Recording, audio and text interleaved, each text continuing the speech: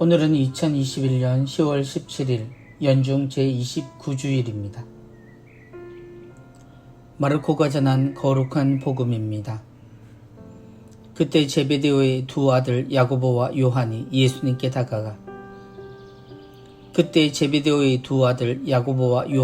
예수님께 다가가 스승님, 저희가 스승님께 청하는 대로 저희에게 해 주시기를 바랍니다 하고 말하였다. 예수님께서 그들에게 내가 너희에게 무엇을 해주기를 바라느냐 하고 물으시자 그들이 스승님께서 영광을 받으실 때 저희를 하나는 스승님 오른쪽에 하나는 왼쪽에 앉게 해 주십시오 하고 대답하였다. 예수님께서 그들에게 너희는 너희가 무엇을 청하는지 알지도 못한다. 내가 마시는 잔을 너희가 마실 수 있으며 내가 받는 세례를 너희가 받을 수 있느냐 하고 물으셨다. 그들이 할 수 있습니다 하고 대답하자 예수님께서 그들에게 말씀하셨다.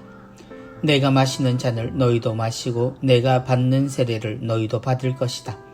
그러나 내 오른쪽이나 왼쪽에 앉는 것은 내가 허락할 일이 아니라 정해진 이들에게 돌아가는 것이다. 다른 10 제자가 이 말을 듣고 야고보와 요한을 불쾌하게 여기기 시작하였다. 예수님께서는 그들을 가까이 불러 이르셨다. 너희도 알다시피 다른 민족들의 통치자라는 자들은 백성 위에 군림하고 고관들은 백성에게 세도를 부린다. 그러나 너희는 그래서는 안 된다. 너희 가운데에서 높은 사람이 되려는 이는 너희를 섬기는 사람이 되어야 한다. 또한 너희 가운데에서 첫째가 되려는 이는 모든 이의 종이 되어야 한다. 사실 사람의 아들은 섬김을 받으러 온 것이 아니라 섬기러 왔고 또 많은 이들의 몸값으로 자기 목숨을 바치러 왔다. 주님의 말씀입니다. 그리스도님 찬미합니다.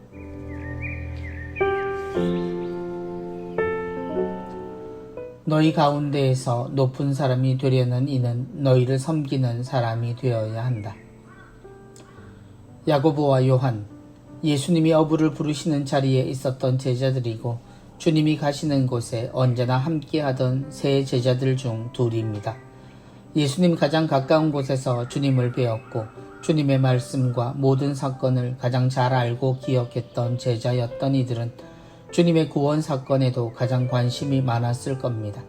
그래서 이런 청이 가능했을 겁니다. 사도들이 현실에서 누가 가장 큰 사람인가를 두고 자주 다툴 때 그들은 주님에게 자신들의 미래를 걱정하며 청을 드렸던 이들입니다. 스승님께서 영광을 받으실 때 저희를 하나는 스승님 오른쪽에 하나는 왼쪽에 앉게 해 주십시오. 그들의 이런 청에 사도들은 질투를 느끼고 그들을 불편하게 생각합니다. 어디서나 사람들이 자신들의 자리를 두고 벌이는 경쟁을 생각하면 당연한 반응입니다. 현실에서도 또 영원한 생명의 세상에서도 사람은 늘 이런 어리석지만 실존이 담긴 싸움을 벌입니다.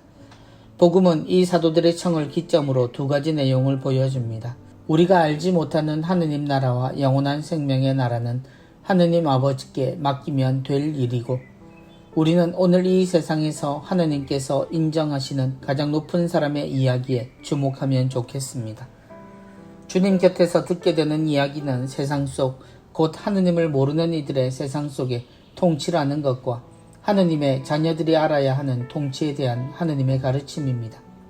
만약에 우리 중에도 통치에 관한 관심이 있는 사람이 있다면 새겨 들을 이야기입니다. 다른 민족들의 통치자라는 자들은 백성 위에 군림하고 고관들은 백성에게 세도를 부린다. 우리가 익숙한 역사 속 지배자들은 모두 이렇게 생활했습니다. 그런데 지금 우리의 지도자가 되려는 이들 중 이런 식의 생각을 입 밖으로 말하는 이들은 별로 없습니다. 아니 그러면 당장 떨어질 것이 뻔하기 때문이죠. 오히려 겸손을 덕으로 삼고 모두가 섬긴다는 표현을 합니다. 오히려 우리는 그들이 이런 태도가 오늘 주님이 알려주신 통치자에 대한 이야기에서 비슷한 점을 발견할 수 있음을 봅니다. 너희 가운데에서 높은 사람이 되려는 이는 너희를 섬기는 사람이 되어야 한다. 이제 세상은 누가 누구에게 함부로 할 수 없는 곳이 되었습니다. 일부의 나라와 세상은 아직 그렇지만 거의 많은 곳에서는 이제 백성이 더 중요하다고 말하고 있습니다. 그럼에도 이 말씀은 우리 안에서 자리하고 있으나 실제로 보기는 힘든 것 또한 사실입니다. 많은 이들이 자신들의 자리를 차지하기 위한 동안은 더없이 겸손하고 상대적인 선함과 정의감을 이야기하며 모두를 참으로 섬기겠다고 말하지만 그들이 서로를 대하는 모습을 보면 전혀 겸손함도 관대함도 볼 수 없으며 때로 선악을 넘어 무조건 반대하고 공격하는 모습도 주저하지 않습니다. 이는 모두 이기기 위한 시도이고 승리 후에야 사랑도 용서도 있다는 식입니다. 그런 후 전쟁이 끝나면 또다시 얼굴을 마주하고 웃고 손을 잡고 하는 모습을 보면 이상한 생각마저 듭니다. 그들은 사실 여전히 옛 통치자들의 삶을 바라고 있다는 이야기입니다. 그러나 하느님을 알고 믿는 이들에게 통치자의 기준은 하느님을 우리가 만난 순간부터 단 한 번도 바뀌지 않았습니다. 이스라엘은 진정한 통치자가 존재하지 않는 나라였습니다. 당연히 하느님의 백성이었기 때문입니다. 그럼에도 그들은 하느님 앞에서 자신들의 근본을 자주 잃어버렸습니다. 그들은 하느님 백성이면서도 세상의 통치자들의 잘못을 반복하곤 했습니다. 그래서 주님께서 통치자가 아닌 피지배자의 세상에서 하느님의 가르침을 다시 써주신 것입니다. 우리는 하느님을 믿기에 세상이 말하는 통치자의 세상에서도 하느님이 알려주신 참 기준, 곧 섬기고 봉사하는 종과 같은 이가 되는 것이 통치자의 몫이고 역할이라는 사실을 기억해야 합니다. 곧 정치의 계절이라고 하는 선거의 바람이 휘몰아칠 것입니다. 사실 지금 눈에 누구나 봉사나 종의 모습을 취하고 있지는 않으나 우리는 계속 그들의 본분이 무엇인지 알려주어야 합니다. 그래도 흉내는 내고 있으니 그것의 참된 의미를 알려줄 수 있는 그리스도인으로 사는 것이 우리의 몫일 겁니다. 국민이든 백성이든 지도자든 우리가 무엇이건 간에 하느님 아래 그리스도의 모범으로 세상을 다스려야 한다는 사실을 명심하고 실천할 수 있어야 합니다. 지금 우리는 그것으로 세상을 구원할 수 있습니다.